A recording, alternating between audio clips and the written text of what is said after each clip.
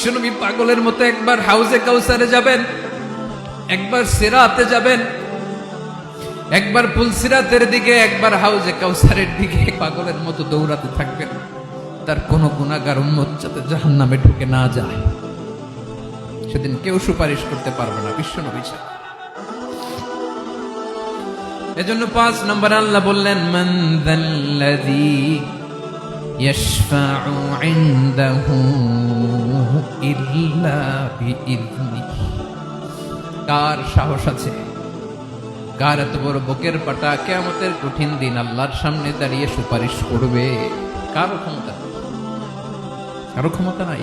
বিশ্বনবী সেদিন সেজদায় পড়ে উম্মতের জন্য কাঁদবেন, সবাই কাঁদবে, নফসি নফসি, আল্লাহ আমারে বাঁচাও, আল্লাহ আমারে বাঁচাও। বিশ্বনবী বলবেন, উম্মতি উম্মতি।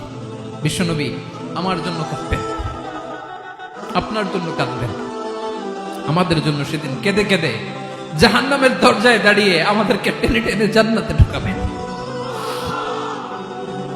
এজন্য এই বিশ্বনবীর ভালোবাসা যেন আমাদের হৃদয়ে ভরপুর থাকে। আমার ভাইয়েরা, প্রতি শুক্রবার বিশ্বনবীর উপরে বেশি বেশি যেন আমরা দুরূদ পড়ি। আমরা যখন বিশ্বনবীর সালাম দেই, দুরূদ পড়ি,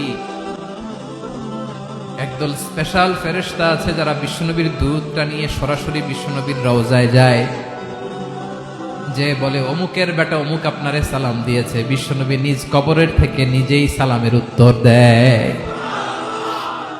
বিশ্বনবীর ভালোবাসা যেন আমাদের হৃদয়ে থাকে, বিশ্বনবীর সুন্নাহ দিয়ে যেন আমাদের জীবনটাকে সাজাই, পারা যাবে ইনশাআল্লাহ। বিশ্বনবীর ভালোবাসা ছাড়া কেউ জান্নাতে ঢুকতে পারবে?